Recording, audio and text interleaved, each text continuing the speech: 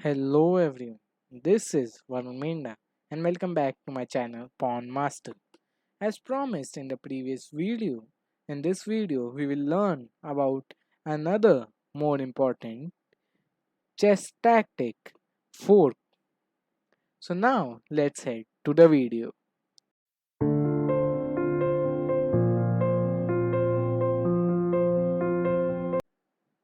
Here as you can see, the definition of fork is written. In chess, a fork is a tactic in which a piece attacks two or more pieces simultaneously. The attacker usually aims to capture one of the forked pieces or threaten checkmate. The defender often finds it difficult to counter two or more threats in a single move. Now we will see what is the difference between a fork and double attack. Whereas a double attack creates multiple threats with a single move, a fork arises when a single piece threatens two spaces at the same time. Forks are so common that many players use the terms fork and double attack interchangeably. This means that in fork, when a piece moves, it creates attack on two different spaces, just like on a king and other thing. But in a fork, there can be more than two attacks, and it is so common that many players use the terms fork and double attack interchangeably.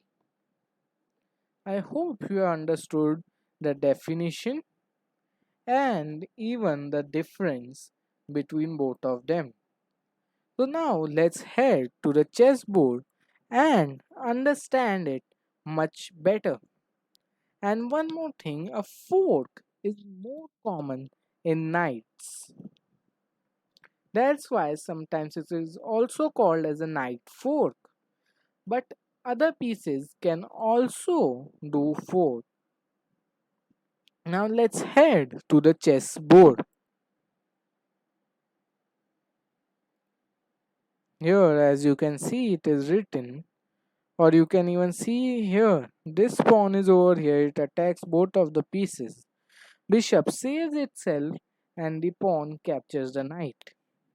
It is written, a fork is one of a basic chess tactic that consists of a single piece attacking two or more pieces at the same time. The attacking piece is known as forking piece, while the attacked troops are known as fork piece. And see, this pawn, which is over here, is a forking piece, while these bishop and a knight are the forked pieces. Let's see. Can see here knight fork. This knight attacks these two pieces. The rook comes here and this rook gets captured. So you can understand that the knight in this situation is the forking piece while the rooks are the forked pieces. You can see although every piece can deliver a fork, the most striking forks comes from a knight because of the unique way it moves. 2.5 squares, as you remember from the previous videos. A forking knight cannot be captured by the pieces it's threatening because it moves in a different way. Because it is also a minor piece, it can be traded off almost with no restriction. As you know, the rook has 5 points whereas the knight has just 3 points. So it can be traded with a rook, a queen, but without any restrictions. And see in this, the bishop is the forking piece, which is giving a check to the king and capturing the rook. You can see the deadliest forks are the ones that are forcing. Usually those forks involve an attack on the enemy king and create an inescapable threat. As in the pin and the skewer, I told you there is a compulsory or a forcing pin or a forcing skewer. This same thing applies in a fork. This is a compulsory fork, or you can say a forcing fork, which forces the king to move and capture this rook. Now, you can see these are some games of very good players, grandmasters Boris Spassky and Tigran Vartanovich Petrosian. If you see here in this black, Tigran Vartanovich Petrosian played this queen to h8. Now, after this, Spassky resigned. As in the last video, I have told that such big players do not play till the end because they know that in front of them that player is also a grandmaster and he will not make such silly mistakes. So they just resign and save time. After this, Spassky resigned. I will show you why. The king captured this queen, which is the only thing the king can do. It is forced.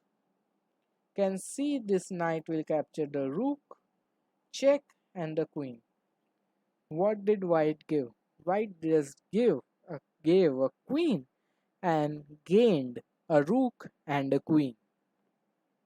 Can see this is a check. This is a fork, compulsory fork, forced fork. The king has to move, and this queen will be gone. See, this makes white be in a very better position as white already has one pawn extra, plus now it has a knight extra. Now let's head ahead.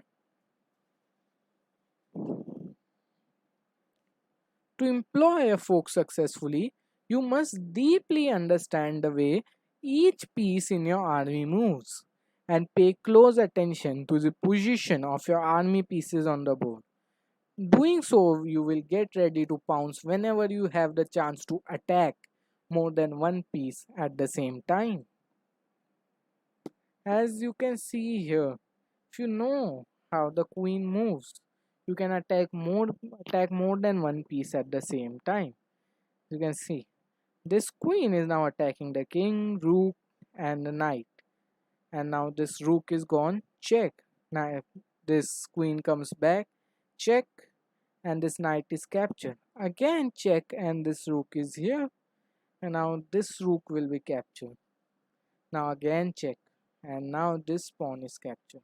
So if you know how the queen moves perfectly, then you can do something same to your opponent.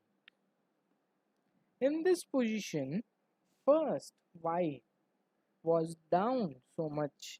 You can see white just had the queen and two pawns. Instead, black had two rooks, one knight, and three extra pawns. But because white was up positionally, white knew how his pieces moved. He could gain advantage. And now it's the time that we solve some positions in this. And I also hope that you are also solving along with me. If you are also solving, then please do write the answers in the comment section. Now in this, it is white to move. Do you know the move which white would play? This knight over here will create a knight fork. It will create a check on the king, plus this rook will be under attack. It's a forced fork. See, king comes here, and this is a forced fork. You are a knight up, a piece up. You can see here, it looks like white has forked your pieces. Can you find a way to turn the game around and win material for yourself? See, you can see here that this rook has forced this bishop and this bishop, but you can see that we have to fork the other way around to white, giving check and save our bishops. This move will create check on the king, and it will reverse the fork on white, and it will make a forced fork. And as you read before, as I said before, that this is the deadliest fork. See, check, and I capture this. Now you even have the rook, and you are in a much better position to win. See, the enemy is surrounding your king. Is everything lost, or can you create a crushing counter attack? Now it's black to move. You have to do something. Bring a crushing counter attack.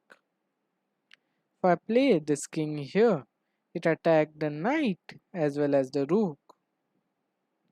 The knight moved here to protect the rook,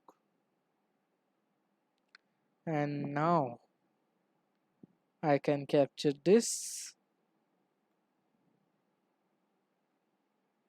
and it is solved.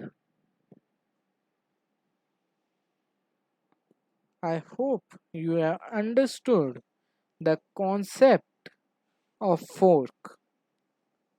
If you still have any doubts, then you can comment down and I will solve those doubts. I hope you like my video. If you liked even this video, please do like, share and subscribe and ring that bell icon for such more interesting and knowledgeable chess videos. Thank you.